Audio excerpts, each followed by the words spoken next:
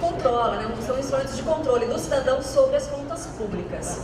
Essa ferramenta possibilita que todos saibam quanto o Estado arrecadou e onde aplicou os recursos. E hoje nós estamos aqui para apresentar o novo portal da transparência do Poder Executivo de Santa Catarina. Estamos muito orgulhosos, porque acreditamos que a partir de hoje o cidadão terá à sua disposição uma ferramenta que transforma os dados contábeis do Estado em informações claras, de fácil entendimento para todos e não somente aos especialistas. Assim, nós registramos e agradecemos a presença das seguintes autoridades: Secretário de Estado da Fazenda, Antônio Marcos Gavazzoni.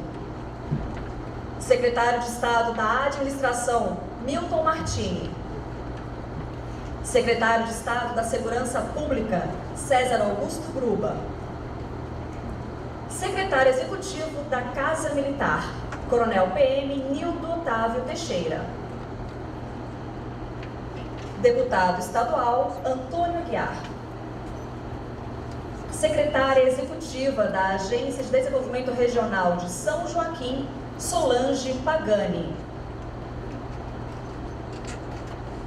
Secretário Executivo da Agência de Desenvolvimento Regional de Brusque, Evaldo Ristol Filho. Secretário Executivo da ADR de Itajaí, Gaspar Laus. Comandante-Geral da Polícia Militar, Coronel Paulo Henrique Ren. Presidente da FAPESC, Sérgio Gargione. Diretor-presidente da ARESC, Reno Caramori. Presidente da SCPAR, Paulo César da Costa. Diretor do Instituto Geral de Perícias, Miguel Assir Cousani. Presidente do IPREV, Roberto Faustino. Secretário Adjunto Administrativo da Saúde, André Luiz Basso.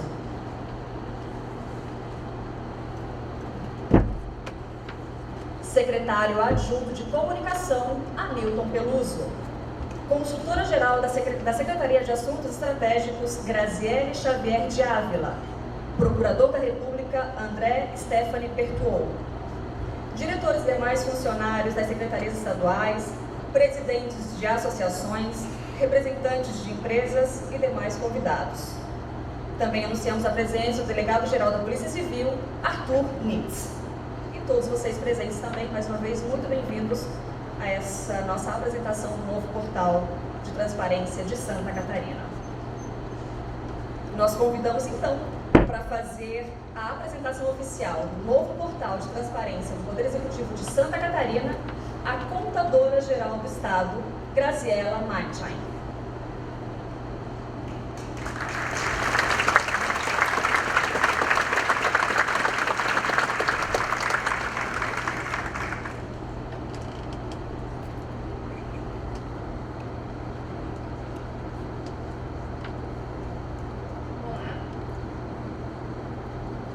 Boa tarde a todos. É um grande prazer poder compartilhar com vocês os resultados desse projeto de reformulação do novo portal da transparência do Poder Executivo de Santa Catarina. O novo portal tem o objetivo de gerar uma nova experiência ao cidadão, pois poderá verificar de uma forma muito mais simples e rápida o quanto o Estado arrecada e onde aplica os seus recursos, verificando assim as ações do governo. E por isso, em nome do secretário Gavazzoni, gostaria de cumprimentar as demais autoridades e o público presente e agradecer pela presença de todos aqui. Queria dizer, antes de começar a apresentação, que além de ser diretora de contabilidade, eu, assim como vocês, também sou cidadã. E venho de uma família onde a maioria atua na iniciativa privada. E sempre fui muito desconfiada com o governo, pois achava que pagava impostos demais e obtinha pouco retorno. Mas quando entrei no concurso público para contadora da Secretaria da Fazenda, percebi que precisava reavaliar as minhas crenças, pois logo descobri diversos servidores e gestores públicos dedicados e com o propósito de entregar melhores serviços à população, desde os colegas que sentavam ao meu lado a profissionais da saúde, professores, policiais militares, bombeiros e tantos outros. E eu, como contadora, tenho como propósito transformar os complexos dados contábeis em informações compreensíveis para os gestores e para os cidadãos. Pois com dados confiáveis, os gestores podem tomar melhores decisões e os cidadãos poderão exercer o controle social e a fiscalização sobre os gastos públicos, gerando dessa forma um círculo virtuoso, onde o resultado será um cidadão mais confiante no governo. Falando assim, parece fácil, né? Mas para chegarmos até aqui, percorremos um caminho cheio de desafios. E aqui eu preciso destacar que tivemos a atuação de diversos atores neste processo, e não só da Secretaria da Fazenda. Pois para dispor dessas informações para os gestores e para os cidadãos, precisamos implantar sistemas modernos e confiáveis, que permitissem o controle e o registro das diversas informações públicas. E entre os sistemas utilizados pelo Estado, eu posso citar o SIGEF, que é o Sistema Integrado de Planejamento e Gestão Fiscal, responsável pelo controle e o registro desde o planejamento à execução orçamentária. O SAT, que é o Sistema de Arrecadação Tributária e registra toda a arrecadação por contribuinte e por setores econômicos. O SIG-RH, que é o Sistema de Processamento da Folha de Pagamento dos Servidores. E o SICOP, que é o Sistema de Informações e Controle das Obras Públicas. Na implantação desses sistemas, tivemos que eliminar diversos controles gerenciais existentes em planilhas, bem como abandonar os sistemas ultrapassados. Além disso, precisamos mudar a cultura interna da organização, pois ao inserir as informações nos sistemas, era necessário cuidar para que a informação fosse completa, qualificada e nos desse realmente a informação de onde aquele gasto público foi realizado, para promovermos assim a transparência da informação. E por falar em transparência, paralelamente a todo esse processo, em 2009 foi editada a Lei da Transparência Pública, que obrigou todos os entes, a União, os estados e os municípios, a divulgarem os dados das contas públicas, da arrecadação à execução da despesa. E essa publicação ela deve ser feita de forma detalhada até o último item da despesa em tempo real, para que todos os cidadãos pudessem ter acesso. Com isso, em 2010, fomos um dos primeiros estados a lançar o Portal da Transparência, que na época se chamava Prestando Contas. Mas o tempo foi passando, a gente foi verificando a necessidade de disponibilizar mais consultas, recursos gráficos e mais informações para os cidadãos, e em 2012 lançamos a segunda versão do portal. E é um portal que tínhamos até ontem à noite, pois hoje de manhã já entramos no ar com o novo Portal da Transparência. Se formos considerar as avaliações que tivemos pelos organismos avaliadores, estamos bem colocados nos rankings, pois seguimos todos os critérios e diretrizes estabelecidos na Lei da Transparência de 2009 e também na Lei de Acesso à Informação. Mas é hora de avançar mais, pois dispor de diversos dados, em formato e numa linguagem técnica que não facilitam a compreensão pelo cidadão, não é transparência efetiva. E para mostrar na prática o que estou falando, eu vou mostrar para vocês como era uma consulta no portal antigo. Se o cidadão, por exemplo, quiser saber quanto foi o gasto com educação, ele precisará entrar dentro do gasto público, na consulta Execução Orçamentária da Despesa, e escolher dentre essas diversas opções de termos técnicos de detalhamento a função Educação. Nas outras opções, ele poderá detalhar a informação conforme for o seu interesse, mas sem saber ao certo que resultado essa consulta trará. Eu, como contadora, sei que a educação é uma função, pois ela representa a área de atuação do governo. Isso está estabelecido numa portaria do Ministério do Planejamento e Orçamento Federal. Isso faz parte do meu universo, como contadora pública, que estudei por diversos anos contabilidade e aprendi sobre orçamento público. Mas isso não faz parte do mundo de qualquer cidadão que não vai ficar estudando orçamento público para entender o quanto o Estado gasta e como gasta. Portanto, temos que fazer o nosso papel de traduzir essas informações técnicas de uma forma clara e compreensível, para que qualquer pessoa possa acompanhar os gastos públicos e entender sobre esses números. Pensando assim, em 2015, mais precisamente em meados de 2015, iniciamos um projeto de reformulação do Portal da Transparência do Poder Executivo. E para saber se estávamos caminhando na direção correta, em 2016, fizemos uma consulta com os usuários do portal e tivemos mais de 2.000 respostas. E uma das conclusões é a evidência que precisamos evitar a utilização de termos técnicos, pois da forma como está, o cidadão não consegue acompanhar as contas públicas. Ou seja, a nossa primeira ideia estava certa. Em 2017, com uma proposta mais finalizada, fizemos um teste de usabilidade, reunindo diversos perfis de usuários que acessam o portal. E esse teste teve como ideia, ou como propósito, verificar se realmente estávamos propondo ou gerando uma nova forma de consultar os gastos públicos e que essa forma fosse fácil. E, enfim, chegamos ao final desse projeto tão audacioso e tão desafiador, o novo portal.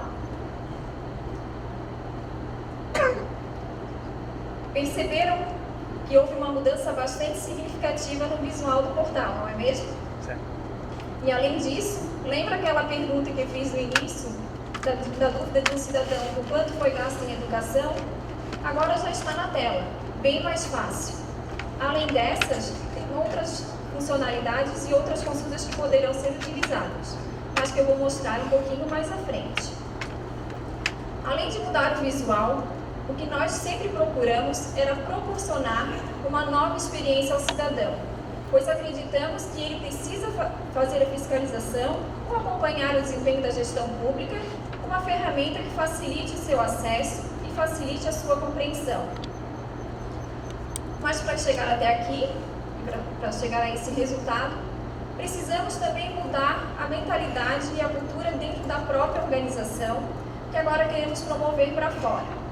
Pois não adianta nada reclamarmos que o cidadão tem desconfiança do governo por falta de conhecimento ou de pesquisa, se nós não fizermos a nossa parte de tornar esse conhecimento mais acessível.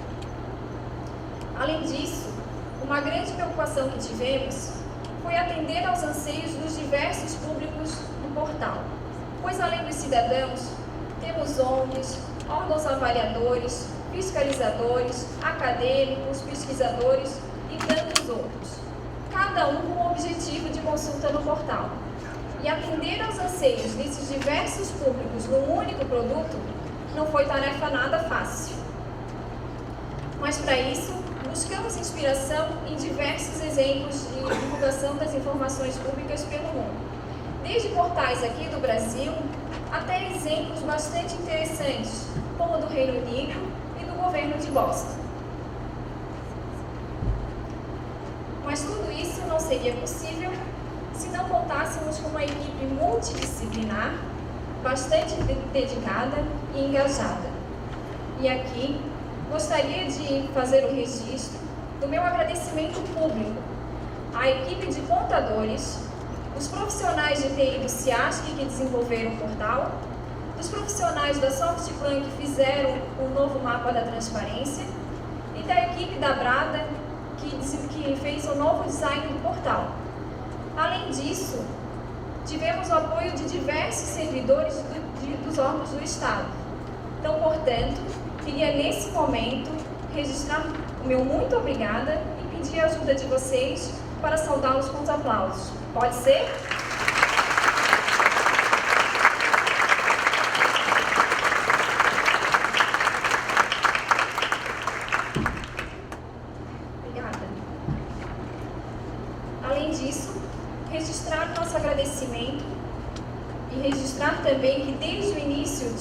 autonomia total para trabalhar.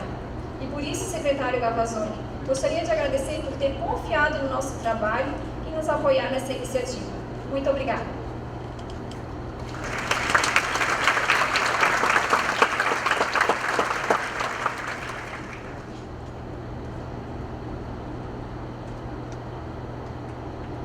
Foram meses de muitas reuniões, discussões, testes, ideias e muitos finais de semana trabalhados, para chegarmos ao resultado que agora convido todos vocês a conferir.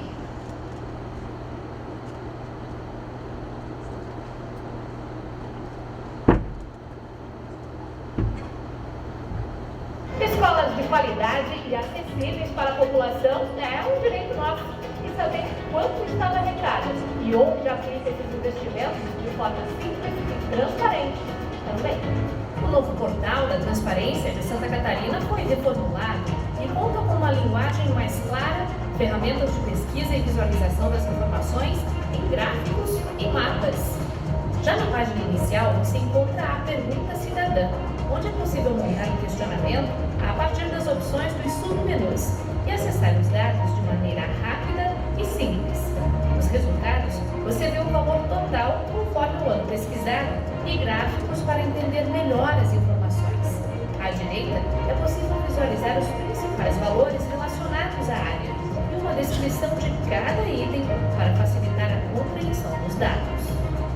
Ao rolar a página, há a análise detalhada com filtros para montar uma consulta ainda mais específica. E caso não queira mais determinar um filtro, basta clicar em limpar. Faça o gráfico com apenas um clique. E se quiser fazer o download de alguma consulta, basta clicar em Download CSV logo abaixo dos resultados. As outras consultas do site seguem o mesmo padrão. Além da pergunta cidadã, o portal oferece um menu principal dividido em 4 áreas. Receita, onde você pode acessar de forma detalhada todos os valores arrecadados pelo Estado.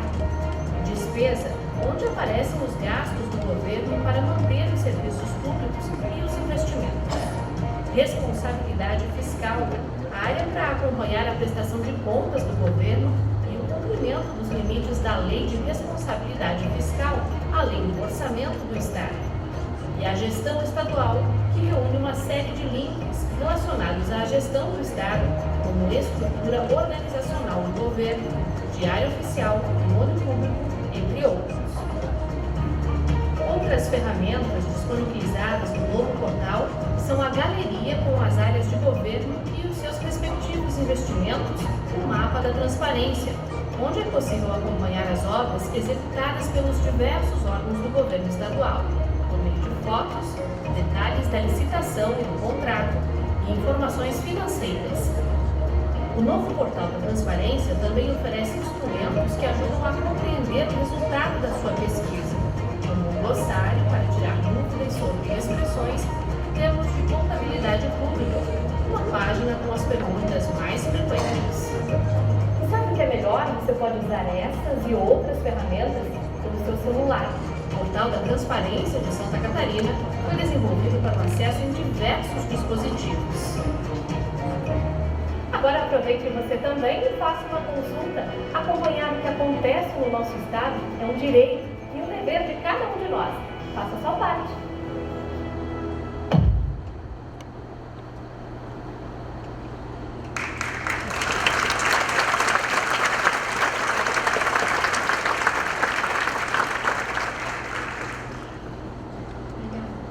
Espero que tenham gostado e utilizem a partir de agora o portal da Transparência do Poder Executivo para acompanhar as ações do governo.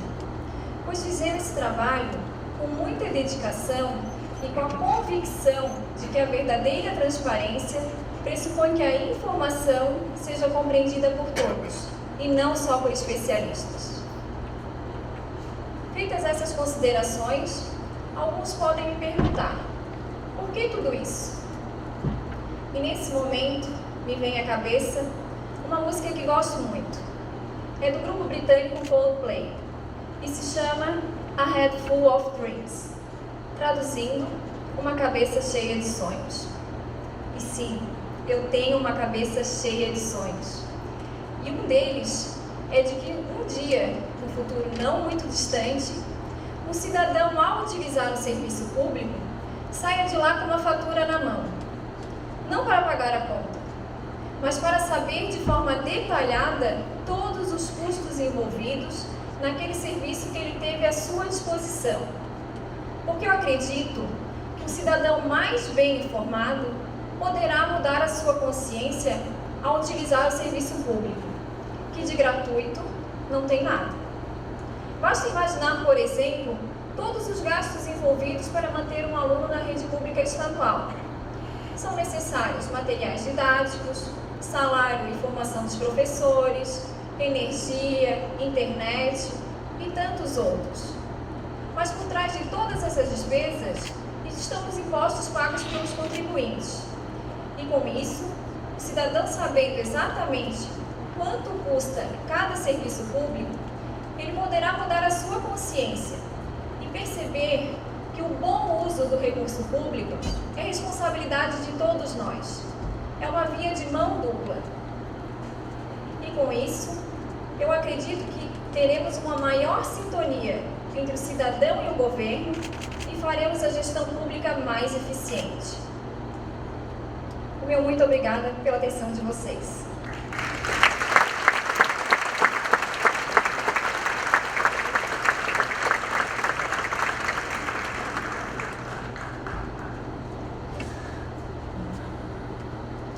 Registramos e agradecemos também a presença do secretário de Estado da Comunicação, João Evaristo de Biasi, ao deputado estadual Jean Kuhlmann, ao presidente do TI-Infra, Vanderlei Agostini, e ao presidente da SUDERF, Cássio Taniguchi.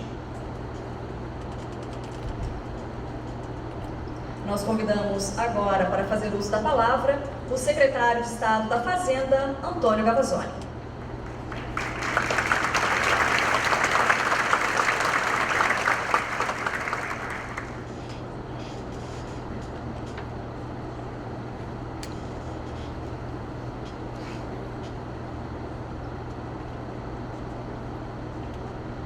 Boa tarde a todos e a todas. Um privilégio enorme para todos nós aqui nesse momento, notando esse plenário. Queria começar de forma muito breve, muito rápida. Nós teremos em seguida uma palestra que vai ser bem especializada a respeito de transparência, depois um debate, mas eu queria, por breve momento, aqui fazer algumas considerações e começar destacando uma das coisas mais bonitas do dia, bem retratado nas palavras da Grazi, quando ela se emociona, né? Quando nas palavras dela sai comprometimento, compromisso com o servidor público, que escolheu o serviço público, que se dedica a sua vida a isso e estende, obviamente, essa emoção à equipe multidisciplinar que ela citou há pouco, que são essa gama grande de pessoas, homens e mulheres, dedicados ao serviço público, que fazem a diferença dia a dia. Eu acho que uma das coisas mais bacanas de trabalhar no governo é isso. Esse é o prêmio, esse é o pagamento. Você, por algum momento, vira uma referência, aqui fala um pouquinho em nome de todos, mas, na verdade, fazer parte de um time legal, um time que tem uma coesão, pensa igual, que é a mesma coisa, e começa a pensar numa das coisas mais fantásticas que nos movimenta hoje como agentes públicos ou mesmo como sociedade. Como será o serviço público do amanhã? Se a gente imaginar que daqui a poucos anos o serviço que a gente conhece no passado vai se manter igual, nós estamos fadados a uma grande derrota. As coisas mudam no mundo, a forma como as pessoas interagem muda, e muda sobretudo por conta da tecnologia. A convergência tecnológica de hoje nos faz, ou nos farão a todos, cidadãos mais qualificados a partir do conhecimento. A transparência é isso, conhecimento, compreensão. Eu contava há pouco algumas histórias que me voltaram à memória. Uma das vezes, Basso, que nós resolvemos dar transparência numa dada empresa que dirigíamos, transparência aos contratos. resolvemos colocar no portal, fazer um portal de transparência de contratos. Veio um parecer jurídico super forte, bem estruturado, dizendo que nós não podíamos dar publicidade aos contratos da empresa. Aí o Basso disse assim, bom, mas os contratos são públicos, porque eles são licitados, eles têm licitação, tem publicidade. Para fugir das amarras do setor, a gente fez um linkzinho do portal da empresa direto no portal de publicação oficial. Aí lá estava contratante, contratado, o valor, isso, aquilo, tal objeto. Em 30 dias, mais ou menos 300 denúncias. Mais ou menos 300 denúncias. Às vezes as denúncias não tinham nenhum fundamento, eram suspeitas de alguém e assim por diante. Em alguns casos eram denúncias que nos levaram a melhorar a forma de contratar. Eu lembro que quando a gente trabalhou forte essa questão inicial de transparência, por exemplo, de informações públicas, um dia eu perguntei o que o pessoal mais procura, mais acessa. Infelizmente, o que as pessoas mais procuravam era saber quanto o outro ganhava. Não era quanto eu ganhava, não importa o meu salário, não importa quanto eu ganho, importa quanto você ganha. Isso chama muita atenção porque mostra um pouco de como nós nos comportamos como sociedade. E o grande problema era publicidades integrais, de gráficos, de números, que o cidadão comum, quando batia o olho, não entendia nada. Ou ele era um especialista no setor X, ou ele não entendia nada do que estava ali. Ele tinha acesso à informação, mas ele não compreendia. E eu acredito, fundamentalmente por conta da convivência favorizada nas faculdades, que essas cabecinhas que estão surgindo, elas são brilhantes. Às vezes elas não têm a formação na contabilidade, nisso, naquilo, mas eles batem o olho naquele conjunto de informações, eles traduzem essas informações numa pequena imagem, todos nós, de um momento para o outro, compreendemos tudo. E esse é o poder da sociedade. No momento que a sociedade compreender como as coisas realmente funcionam, a administração pública melhora, a gestão pública melhora. À medida que as pessoas compreenderem de verdade, aí vem um pouquinho daquilo que vai servir muito para a qualidade da gestão, que é basicamente o gestor compreender de forma gerencial as informações que fazem parte do seu trabalho, as decisões serão melhores. Então, usando esse breve tempo aqui, eu gostaria de dizer para vocês o seguinte: o serviço público do amanhã não será exatamente igual àquilo que nós conhecemos. Vai mudar e vai mudar muito. Porque Santa Catarina passa pela mesma crise que o Brasil está passando, que outros estados estão passando. O que será que aqui em Santa Catarina a gente vive um momento, uma realidade um pouco distante, diferente dos demais estados brasileiros? Nós não estamos imunes à crise que está aí, mas nós vivemos realidade um pouco diferente. Nós vivemos por conta desse tipo de iniciativa. Esse tipo de iniciativa nos faz melhores, nos faz mais experimentados, nos fará mais criticados. A partir de amanhã, quando o Estado todo estiver se movimentando em cima dessas informações, na facilitação das informações, haverão críticas, Martim, haverão questionamentos.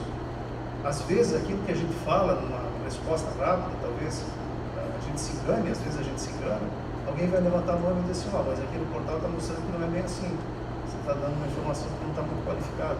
Isso fará com que todos nós, como gestores, melhoremos muito. Por isso que eu tenho uma convicção grande: o serviço público do amanhã não será igual ao serviço público que a gente tem hoje.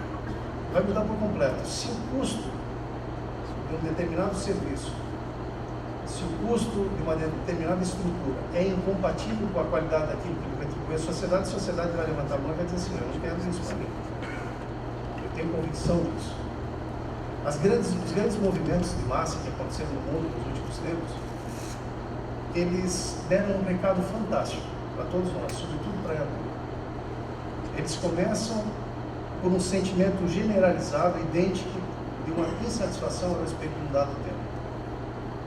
Eles pouco se importam com os tempos que estão à frente. Eles vão derrubando esses tempos, eles vão derrubando essas formalidades, e não necessariamente esses movimentos colocam ou sugerem algo melhor no seu lugar, no lugar daquele que derruba, mas eles derrubam. Nós todos aqui temos a capacidade hoje, através do conhecimento, da ciência, da consciência, de fazermos hoje nesse momento, a transição entre esses momentos. A transição entre aquela velha estrutura que nós ainda vivemos para a nova estrutura pública que virá. Virá fundada na convergência tecnológica, no acesso à informação, no domínio da informação e no questionamento certeiro a respeito das decisões que são tomadas.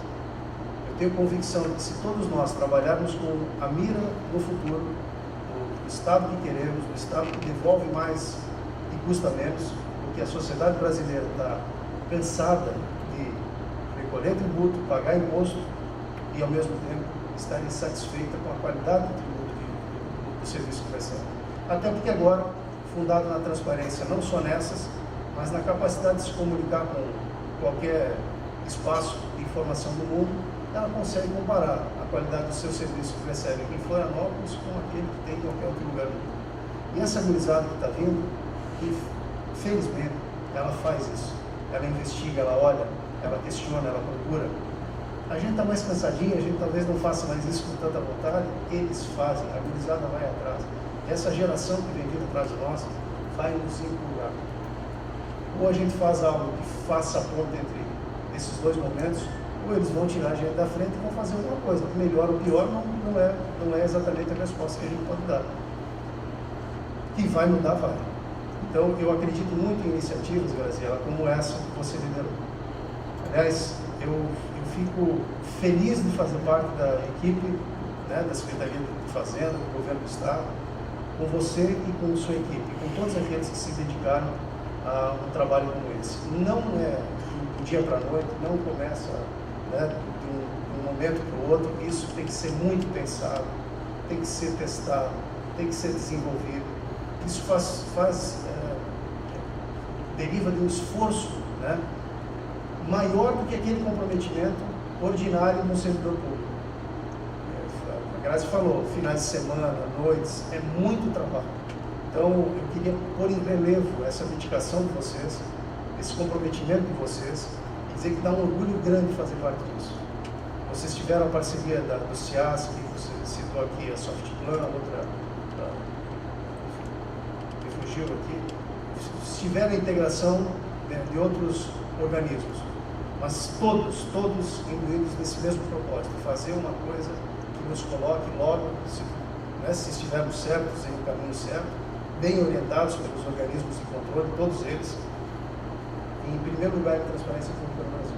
Se a gente não ficar em primeiro lugar logo, né, daqui a 3 meses, 6 meses, 1 ano, com certeza absoluta, com essa experiência, daqui a um pouquinho a gente vai ser conta no Brasil de novo. Porque isso vai nos fazer, repito, melhores gestores, vamos devolver mais à sociedade, vamos viver momentos mais qualificados em termos de gestão.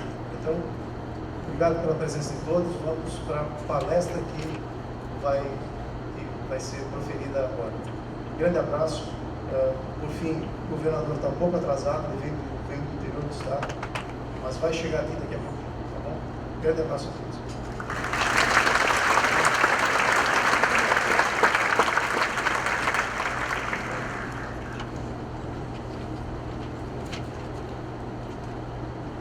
Registramos também a presença do presidente do CIASC, Ivan Mazzolini.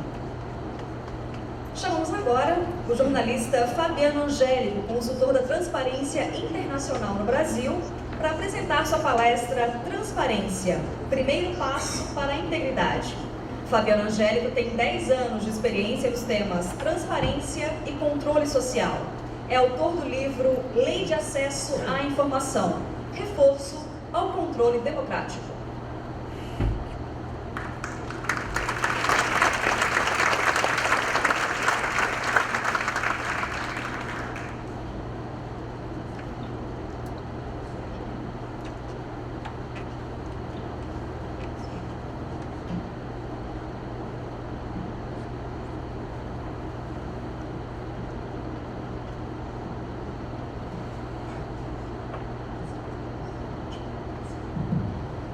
Boa tarde a todas e todos, é um prazer estar aqui.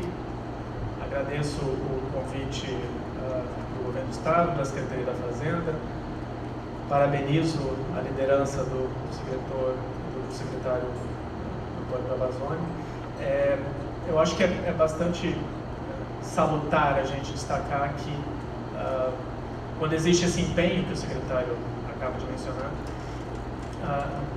acho que é importante a gente fazer esse destaque, porque o que a gente precisa nos tempos atuais, e eu concordo bastante com a reflexão do secretário, inclusive no final da minha apresentação eu reservo uma surpresa nessa mesma linha. Eu acho que a gente precisa de novas lideranças comprometidas com o nosso tempo, que compreendem os desafios do nosso tempo e que tenham coragem de apontar caminhos futuros. Acho que a fala do secretário vai bem nessa direção, tendo a consciência de que a Graziella não citou uma música do Coldplay, eu vou citar uma música do R.E.M., né? It's the end of the world as we know it, né? Então, aquele mundo que a gente tinha acabou. Então, hoje, com a tecnologia, com a circulação de informações, com uma nova geração que vem com uma capacidade de reflexão, com uma capacidade de síntese, com um pensamento não linear. Acho que é importante essa fala do secretário também, né? A nossa geração foi ensinada a pensar linearmente, e essa nova geração que vem aí tem um pensamento não linear, no sentido de fragmentos de informação você compõe um todo e você cria algo novo, uma percepção nova que vai gerar atitudes novas, derrubando paradigmas. E aí é que mora o perigo, aí é o risco. Não sabemos se o que vem adiante é melhor do que temos hoje. Portanto, eu acho que é importante essa reflexão sobre as responsabilidades que temos desse mundo em transição, desse mundo em ebulição que nós estamos. Bom, vamos lá, novamente muito obrigado pelo convite, pela oportunidade. Fico super feliz em discutir esses assuntos com uma plateia tão qualificada e tão numerosa. Eu me lembro na década passada, quando eu comecei a pesquisar, a trabalhar com esses assuntos, eu trabalhava numa organização não governamental, e num dado momento a gente fez um convite para algumas pessoas, organizações, para fazer um debate sobre esse assunto, e não apareceu ninguém. Eu acho que o nosso convite não foi muito claro também, acho que o próprio assunto ainda não tinha um acúmulo necessário, e hoje eu percebo que esse tema é bastante discutido, desperta muito interesse, como a gente pode ver por essa plateia, pelas pessoas que estão aqui, pelo interesse despertado. Bom, eu estou aqui representando a Transparência Internacional. É uma organização que foi fundada no começo dos anos 90 na Alemanha, por ex-diretores do Banco Mundial, que trabalhavam com ajuda ao desenvolvimento, com esses recursos que em tese eles são enviados a governos para que possam trabalhar em políticas públicas que melhorem a vida, né, especialmente das populações mais necessitadas. E eles perceberam ao longo da trajetória profissional que esses recursos usualmente eram desviados e não cumpriam o seu propósito. E aí, uma reflexão que fizeram foi, bom, precisamos aproveitar a nossa experiência e criar uma organização que possa refletir, fazer diagnósticos e propor soluções para essas questões. As questões envolvendo transparência, envolvendo governança, envolvendo corrupção. E a organização, desde então, ela cresceu, hoje está presente em cerca de 100 países. No Brasil, ainda não. Estamos no processo de estabelecimento da representatividade no Brasil. É todo um processo de acreditação, que tem algumas formalidades. Mas, de todo modo, isso é uma organização que, pelo fato de ter capilaridade, ter experiência em vários países, em várias situações, isso também permite você fazer diagnósticos mais precisos e ter à disposição um leque de sugestões para vários casos de corrupção, né? Esse fenômeno que infelizmente nos aflige. Bom, e nesse sentido, como é que se situa a temática da transparência na questão da integridade? Bom, vou ver se eu sei mexer isso aqui. Bom, eu acho que o conceito de transparência ele vem sendo muito usado, mas a impressão que eu tenho é que ele é pouco compreendido e muitas vezes ele é usado em contextos que não dizem muita coisa. Então, em vez de, antes de começar a tentar capturar o conceito que é a transparência, talvez é melhor discutir o que não é. Então, eu entendo que transparência não é igual a ética. É evidente que existe um aspecto de integridade nas políticas e práticas de transparência, mas uma coisa não é igual à outra. É muito comum que a imprensa questione algumas lideranças políticas e eles respondam assim: estamos fazendo tudo com muita transparência. E aí parece que ele está usando um sinônimo de estamos fazendo com muita lisura, com muita ética. Mas não é isso que a palavra transparência quer dizer. Também não é igual à prestação de contas. Também é uma forma de algumas lideranças utilizarem a palavra meio fora de contexto. Para dizer, olha, eu estou aqui diante de vocês, estou prestando contas dos meus atos, estou falando com muita transparência. Mas não é isso, né? A ideia de transparência não é igual à prestação de contas. É evidente que os conceitos estão muito interligados. A gente vai avançar nisso daqui a pouco. Mas transparência não é igual à prestação de contas. Tampouco transparência é igual à comunicação institucional. Isso também, eu já vi várias passagens em que isso é confundido. E até pela própria imprensa, nesse caso. De jornalista dizer, olha, a presidência não informou a agenda lá do presidente, agiu com pouca transparência. Acho que está falando um pouco mais da comunicação institucional do que da transparência em si. É evidente que os conceitos estão interligados, como a gente acabou de ver na apresentação de uma ferramenta de comunicação, um website, é uma ferramenta de transparência. É evidente que há essa conexão. Mas o que eu quero dizer é que uma coisa não é igual à outra, como parece ser. Bom, eu defino transparência como um conjunto de mecanismos que permitem um acesso universal a informações produzidas ou detidas pelo Estado. Isso é importante, esse conceito, não apenas aquilo que o Estado produz, mas aquilo que detém, por meio da publicação proativa, parte da administração pública, ou também através de procedimentos formais de solicitação de informação. E esse conjunto de mecanismos devem ser capazes de esclarecer sobre o funcionamento das instituições governamentais. Portanto, isso é o que eu acho que é um conceito mais próximo de transparência. E aí, nesse sentido, ele toma duas formas, né? Aquilo que a gente chama de transparência proativa, uma divulgação proativa, como o que a gente acabou de ver. É um portal que proativamente, a partir de uma dada periodicidade, divulga informações sem a necessidade de solicitação. Mas também existe aquilo que a gente chama de transparência passiva, que é o acesso à informação ou a divulgação, a resposta sob demanda dos cidadãos. E eu acho que é muito importante ter isso em mente pela seguinte razão. Por mais que haja esforço por parte de um governo, e ficou patente que, por exemplo, no caso do Poder Executivo do Estado de Santa Catarina, houve esse esforço de tentar atingir os diversos públicos, de tentar providenciar, disponibilizar uma ferramenta de consulta que o próprio usuário possa customizar a sua consulta. Por mais que haja todo esse esforço, sempre haverá uma falha, sempre haverá uma informação que não está disponível proativamente. Por quê? Porque é uma dada informação que para aquele sujeito, para aquela pessoa, para aquele morador de um determinado bairro que quer saber uma informação sobre aquela escola pública, ou aquele pesquisador que está fazendo uma comparação, uma série histórica anual, onde precisa de dados históricos. Enfim, há muitas demandas por informação que não são cobertas pelos portais de transparência. Portanto, é bastante importante também que haja mecanismos de transparência passiva, no seguinte sentido, em que o cidadão pode formular uma requisição qualquer, sob os parâmetros qualquer, quaisquer.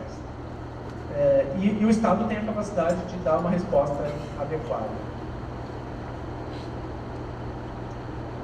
Porque, afinal de contas, o objetivo da transparência é esclarecer sobre o funcionamento das instituições governamentais. Bom, muita gente me pergunta, eu falei com alguns jornalistas hoje já, e sempre tem aquela coisa, né, assim, onde que a coisa funciona bem, no Brasil, aqui no Brasil não lugar nenhum. Aí no mundo. Bom, se a gente pegar o conceito de transparência de uma maneira mais ampla, e a gente demarcar a sanção de uma lei de acesso à informação, que isso sim é um marco regulatório, é bastante importante a lei do Piberibe, a lei de 2009, que a Contradora-Geral do Estado mencionou, mas a lei do Piberibe, também conhecida como Lei da Transparência, né, de 2009, ela tem foco no orçamento público. É evidente que é uma parte do conjunto super importante das informações públicas, mas não é o todo da informação pública. É o orçamento. Por isso que a gente considera o marco, realmente, o milestone, né, o que faz a diferença é uma lei de acesso à informação, porque ela é uma lei mais ampla. E nesse sentido, os países nórdicos, eles realmente estão na frente. A Suécia tem uma lei de acesso à informação que completou, em dezembro do ano passado, 250 anos. É uma coisa realmente impressionante. Isso foi antes da Revolução Francesa, antes da independência. A Finlândia já tem aí há mais de 60 anos. Os Estados Unidos, na década de 60, Dinamarca e Noruega, esses são os pioneiros na lei de acesso à informação. E aí, se a gente compara esses países, esses grupos de países selecionados com alguns indicadores, a gente começa a levantar algumas hipóteses. Parece que está associado, não dá para dizer o que é causalidade, correlação, aquele debate, mas assim, andam juntos. Uma sociedade que tem uma lei de acesso à informação mais longeva, né, mais tempo, com prosperidade, bem comum, com desenvolvimento humano e, principalmente, com percepção de corrupção. Vejam que esses países selecionados, eles estão ali sempre no top 10, né, os 10 mais, ou 20 mais, nesses indicadores todos. E vejam que o impacto do índice de percepção de corrupção, que é um indicador medido pela Transparência Internacional, a partir de uma cesta de outros indicadores de governança, tem todo um tratamento estatístico para se chegar nesses números, mas a percepção de corrupção da sociedade, e aí a gente pode entender também percepção de corrupção como uma espécie de confiança no Estado. A palavra confiança foi usada tanto na fala da Contradora-Geral como na fala do secretário. É importante esse termo de confiança. Nesses países onde a lei de acesso à informação está em vigor há mais tempo, o sentimento de percepção de corrupção é bem menor. Dinamarca é considerado o país que tem a menor percepção de corrupção. A Finlândia está em terceiro, a Suécia em quarto. A Noruega em sexto. Os Estados Unidos não é lá essa democracia super avançada, como muita gente costuma pensar, não é, e está, né, cada vez pior. Mas, de todo modo, também é evidente que está em situação bem melhor que o Brasil, por exemplo. Nós que temos uma democracia muito jovem, ainda estão patinando em todos esses indicadores, seja de bem-estar, seja de desenvolvimento humano, que entra a questão de renda, a questão de escolaridade, e o índice de percepção de corrupção. Bom, qual é o cenário, então, global da legislação sobre acesso à informação no mundo? Em 1990, só 13 países tinham leis nacionais de acesso à informação. 2 décadas depois, em 2010, já era 85. Agora, vejam o que acontece no mundo entre 1990 e 2010. Bom, ditaduras militares na América Latina, ditaduras comunistas no leste europeu caem. Aparece a internet. Então, quer dizer, você tem essa onda de lei de acesso à informação, que realmente, né, no século XXI, ganhou corpo. O Brasil ganhou a sua lei de acesso à informação em 2011, entrou em vigor em 2012, foi o 89º. E nosso vizinho aqui, o Paraguai, marcou o 100º, agora já somos 115. É evidente que cada país tem a sua especificidade, nem todas as leis são modelo, mas de todo modo isso espraiou-se pelo mundo e hoje a enorme maioria dos países tem uma lei de acesso à informação. E por que eu estou insistindo na lei 12.527, a lei de acesso à informação, com essa lei que é a mudança de paradigma?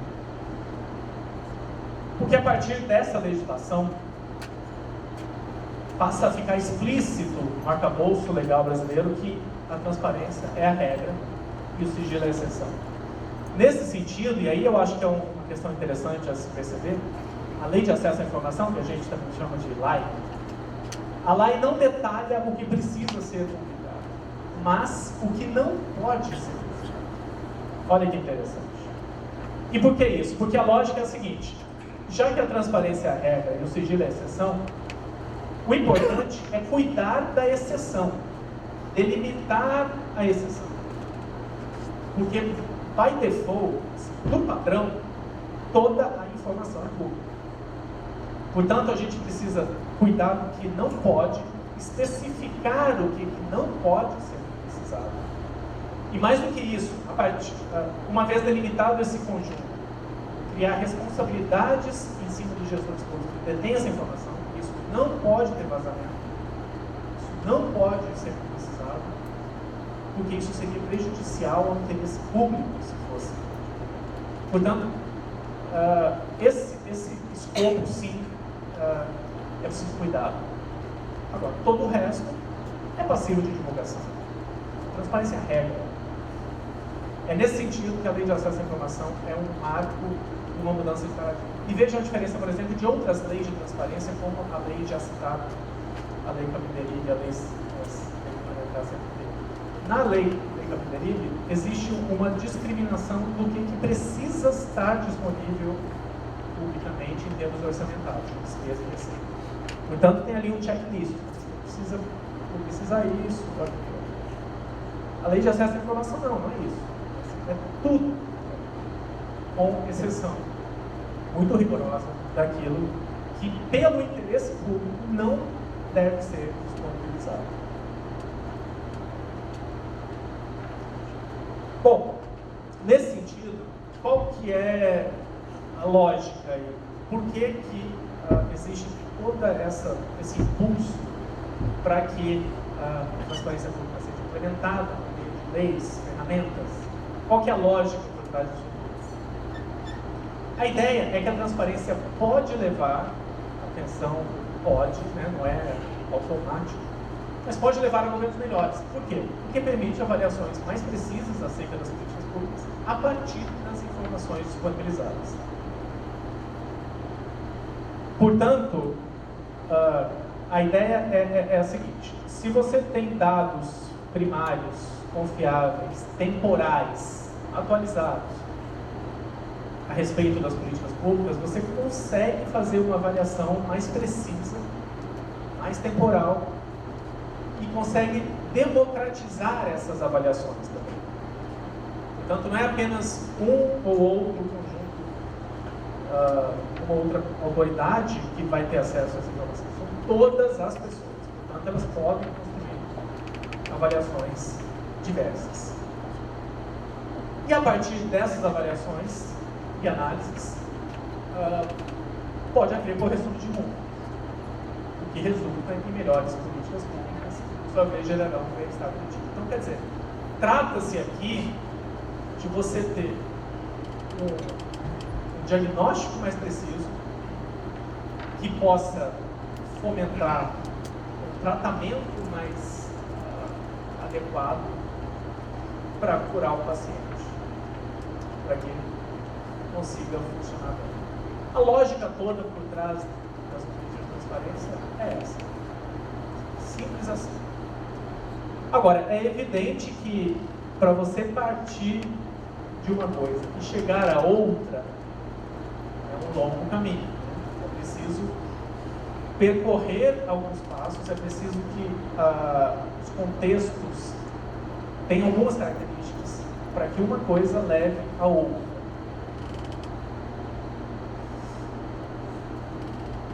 Portanto, é por isso que eu costumo dizer que transparência é essencial, porém não é suficiente. E ao dizer que não é suficiente, não quer dizer que não é essencial. É o ponto de partida, é o ponto principal. Portanto, todo o avanço nesse sentido, e aí novamente parabenizando o governo do Estado pelo esforço do portal da transparência, todo avanço nesse sentido é bem-vindo. Agora, a gente não pode também cair no erro de achar que isso resolverá os nossos males. Não resolverá. Existem outros desafios para além da transparência. Primeiro, eu costumo dizer que é do portal para dentro. Por quê? Porque a gente tem um portal de transparência, na verdade é uma interface. Ela é uma página e o que importa é o que acontece para dentro e para fora. Essa dinâmica é que vai levar às correções de rumo desejadas. Bom, primeiro tem uma coisa que é a obrigação de documentar. A obrigação de documentar é o seguinte: o serviço público precisa registrar as suas informações, registrar o que ocorre é relevante. Há uns 10, 15 anos atrás, quando não tínhamos meio de acesso à informação, na verdade quase nenhum portal de transparência, uma fonte de informação para qualquer coisa, para os jornalistas investigativos, vocês sabem o que era? DataSUS. O DataSUS pelo seguinte: o pessoal da saúde, tem pessoal da saúde? O pessoal da saúde tem essa cultura do registro, essa cultura de documentar. Então, quando um jornalista queria fazer uma reportagem sobre homicídio, uma base de dados que ele ia era um DataSUS. E ali você tinha um dos registros que se fazia era que o sujeito entrou para a internação e foi baleado. Houve um óbito em decorrência. O pessoal da saúde já tem esse histórico, essa cultura de registro, de documento, de documentar.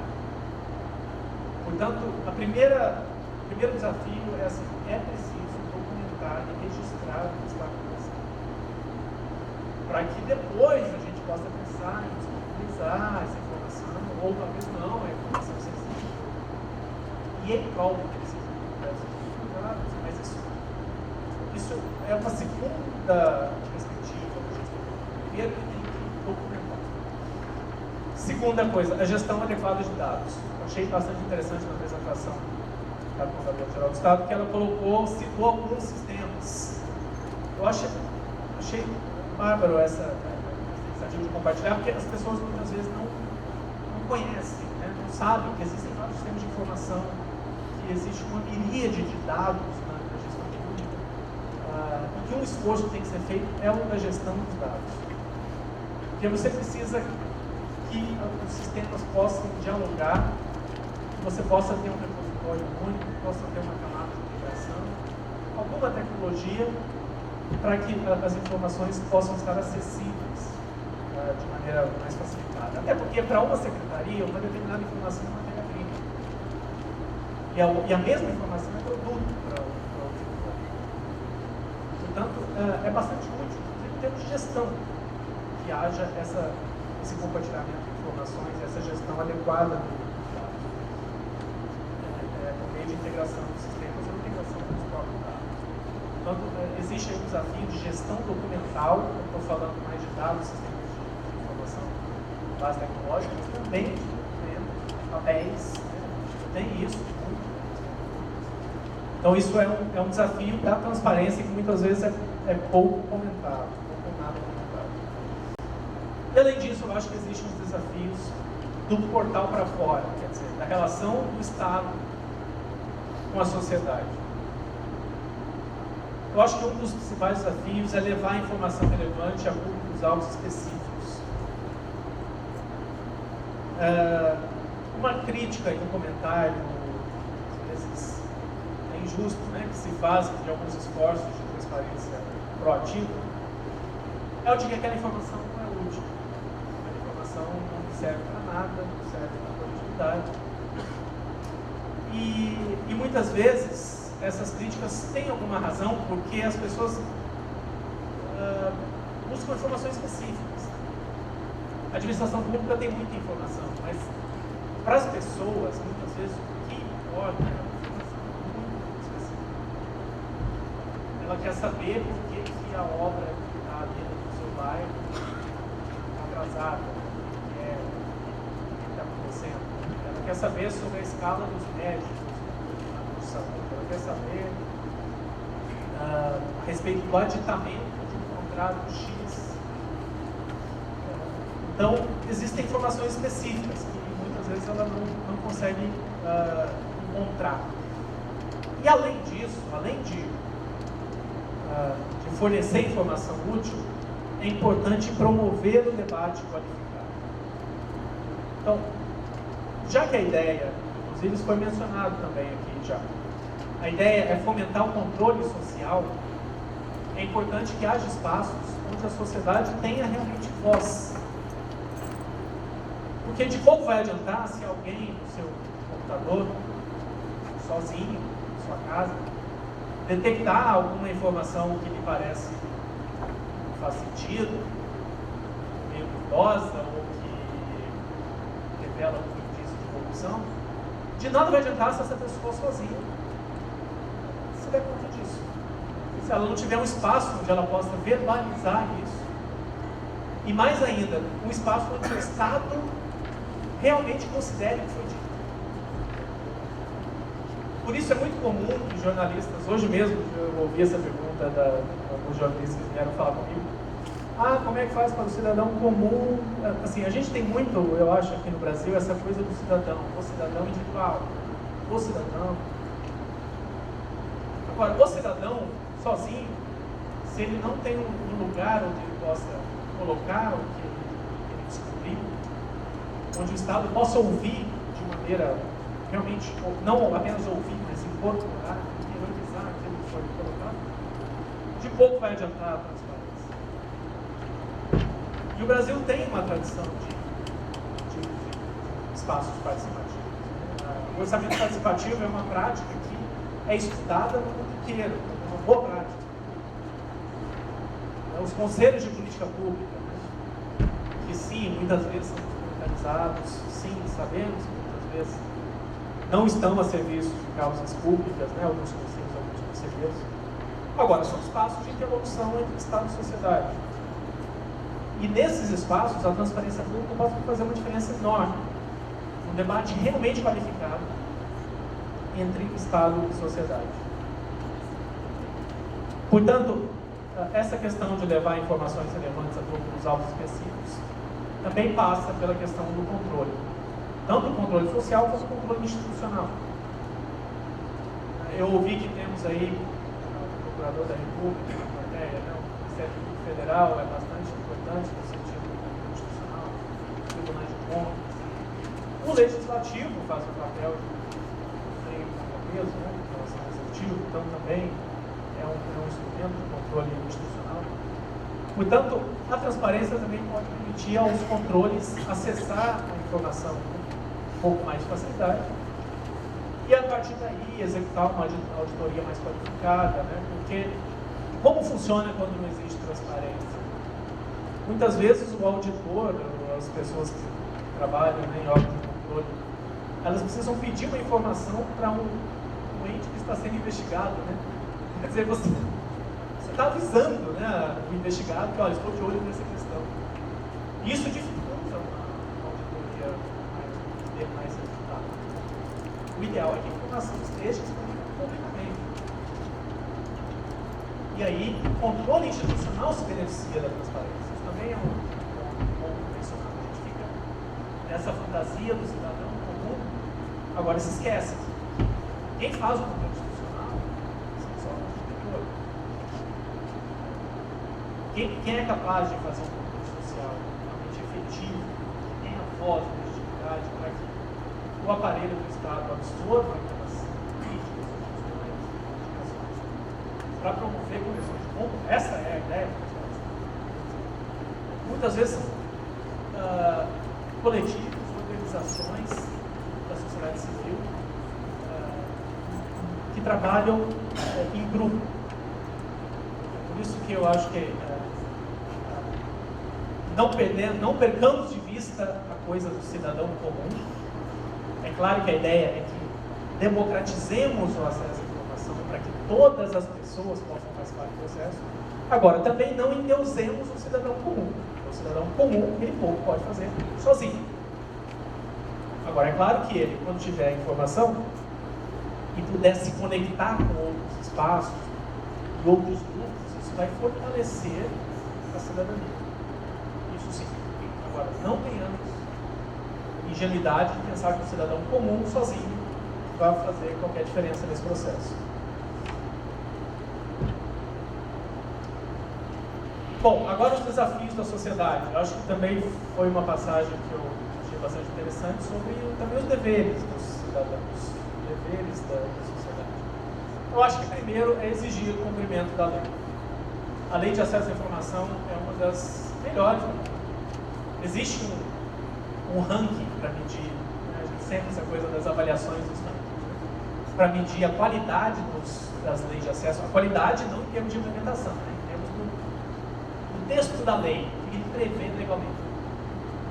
É claro que esse ranking muda, né? Mas a última vez que eu vi, o Brasil estava em 15º lugar no mundo. Não era ruim, a legislação brasileira não é das piores, das melhores, existem algumas falhas, mas também não é ruim. Agora, ela precisa ser cumprida. Uma informação que passou completamente batido pela imprensa, pela sociedade, faz uns 2, 3 meses, é a de que o governo federal parou de publicar um relatório anual, que vinha sendo publicado desde a implementação da lei de 2012, a respeito de um panorama sobre a lei de acesso à informação. Dados estatísticos, quantas pessoas fizeram solicitações, quais eram os órgãos mais demandados. Existe uma obrigação legal para que isso seja feito. Isso não é lamentavelmente. Existe uma obrigação legal para que todos os órgãos públicos tenham uma lista de informações classificadas. Ou seja, são essas informações sigilosas, que, repito, é importante que haja em prol do conjunto da sociedade. É importante que uma parte das informações possa colocar em risco a segurança de alguém, seja classificada como sigilosa. Agora, a lei prevê que precisa ter um termo de classificação de informações. É preciso que haja um secretário ou alguém da alta administração que assine esse termo, responsabilizando-se pela classificação dessa informação. E isso é ignorado em grande parte da administração pública. E lembrando que essa lei, ela não é, e aí é um aspecto que a lei brasileira é elogiada nos fóruns internacionais, a lei brasileira, ela não faz distinção de poderes. A lei de acesso à informação vale para o executivo, legislativo, judiciário, Ministério Público. Em alguns países é apenas para o executivo, em outros, todo mundo dentro do judiciário. Então, enfim, no Brasil não. É administração pública direta e indireta. Isso é importante também. Talvez se a lei de acesso à informação estivesse sendo mais adequadamente cumprida pela Eletrobras, Petrobras, Caixa Econômica Federal, mas a gente não tivesse tantos escândalos de corrupção. É claro que essas empresas operam no mercado, existem ali algumas peculiaridades, mas isso não é uma desculpa para simplesmente ignorar a lei de acesso à informação.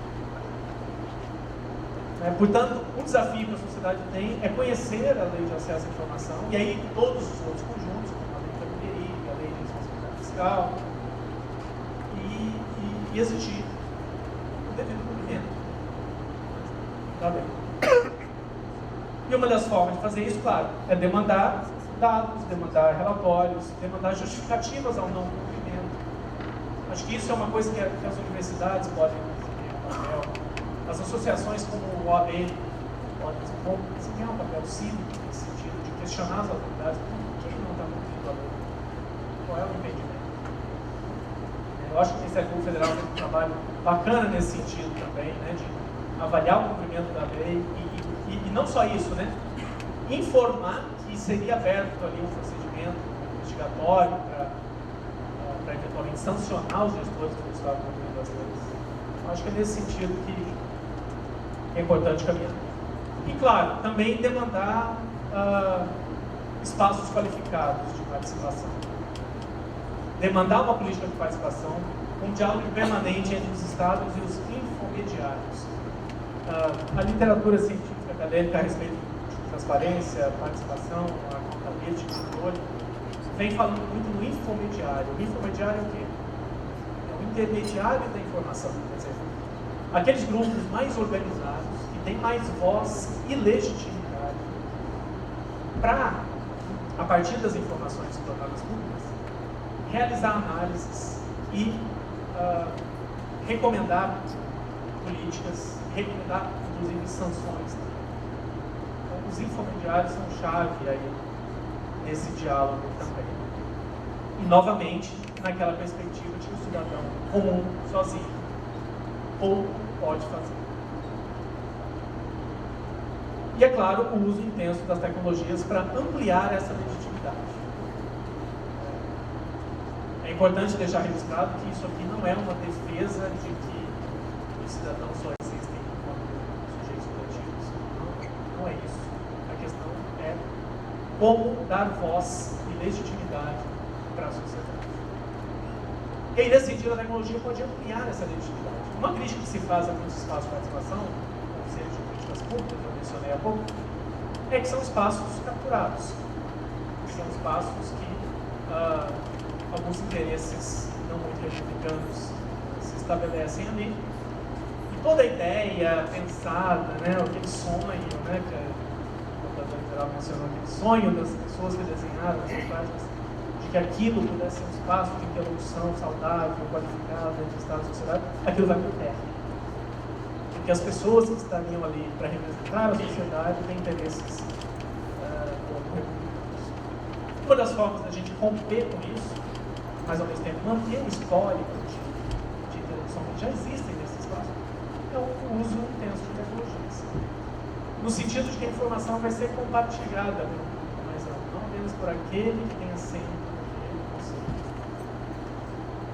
É uma forma também da sociedade trabalhar para que os espaços de participação sejam mais qualificados.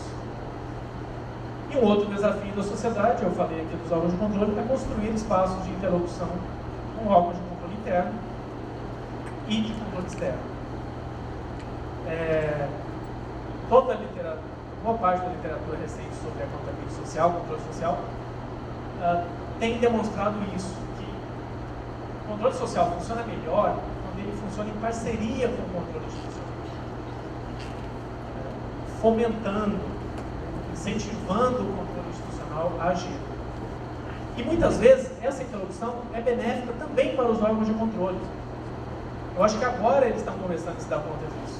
Mas muitas vezes os órgãos de controle têm uma certa resistência para dialogar com a sociedade civil, porque, poxa, afinal de contas, nós estamos aqui fazendo auditorias, né, estamos fazendo investigações, a gente não pode também abrir uma coisa. É evidente que as investigações é preciso de reserva, óbvio. Agora, existe um espaço enorme de diálogo para tratar, sem que você saia por aí falando para todo mundo o que você está investigando. Você pode dialogar sobre estratégias comuns, sobre formas de melhorar o ambiente, quer dizer, você pode estabelecer um diálogo entre órgãos de controle interno também, não só os órgãos de controle externo, com a sociedade civil, que é muito saudável para a democracia. E quanto mais o acesso à informação for disponível, obviamente, quanto maior transparência tiver, fica mais fácil para as organizações da sociedade civil ter um diálogo com os órgãos de controle. E eles podem se qualificar e fazer um controle melhor também dos atos dos governos. E aqui eu queria fazer uma conexão com a fala do secretário, que antecedeu. Vejo aqui que o governador está presente, agradeço a presença e quero deixar esse recado bastante forte. Eu acho que a gente está vivendo um tempo de muito desafio. A corrupção e a falta de legitimidade são temas que a gente precisa atacar de frente, e eu tenho a impressão de que transparência e participação são antídotos contra esses males. E é preciso que a gente fale sobre esses temas. Infelizmente, o debate sobre corrupção no Brasil ficou muito polarizado. Existe um fla-flu aí que não leva a lugar nenhum. Agora, o que é preciso entender é o seguinte: a corrupção atrapalha políticas públicas, no sentido de que a liderança política é fundamental para a boa política.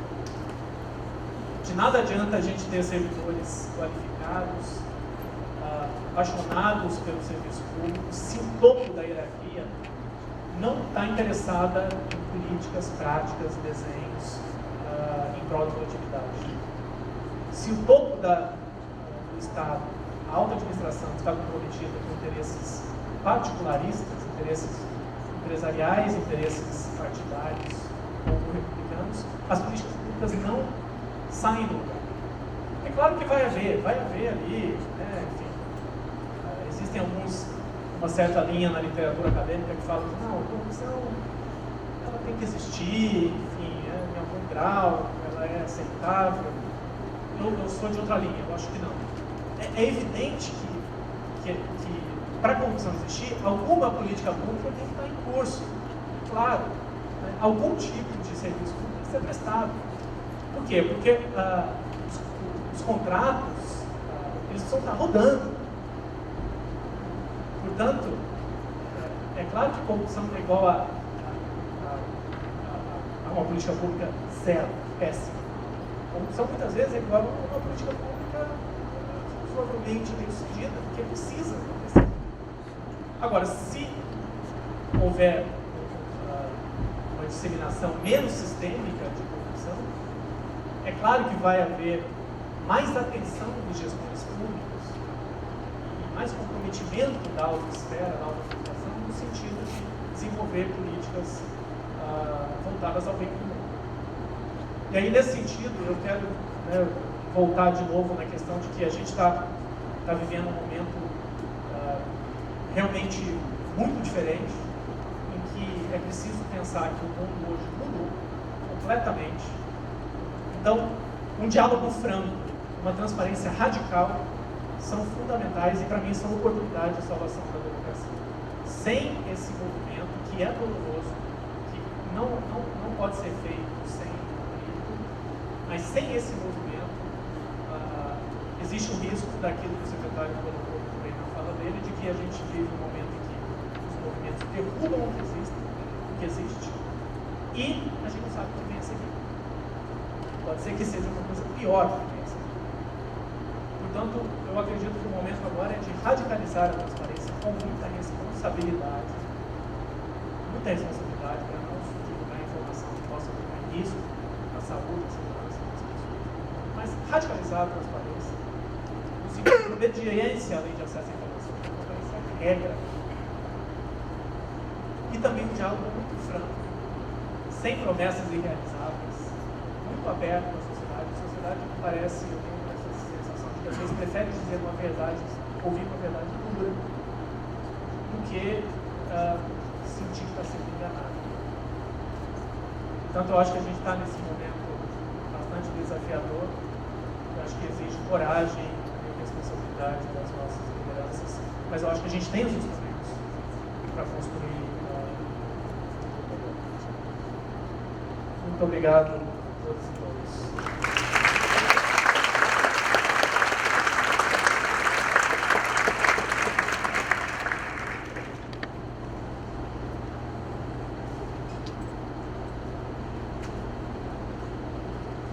Bem, nós vamos alterar um pouquinho a nossa ordem da programação e em seguida nós faremos o debate, tá? Agora nós convidamos para fazer uso da palavra o excelentíssimo senhor governador do estado, João Raimundo Colombo.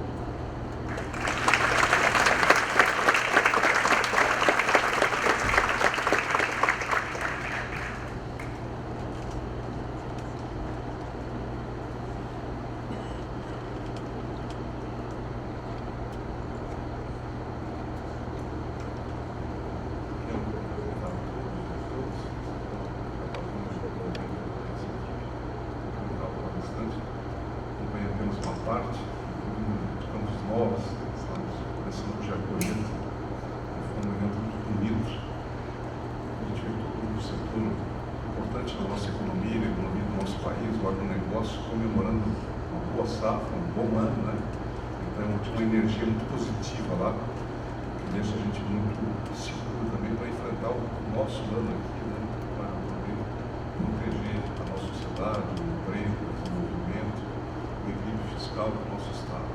Mas, quando a linha que você está colocando exatamente a questão da importância dos nossos avanços em relação ao futuro do nosso país. Porque a democracia, ela tem dois lados.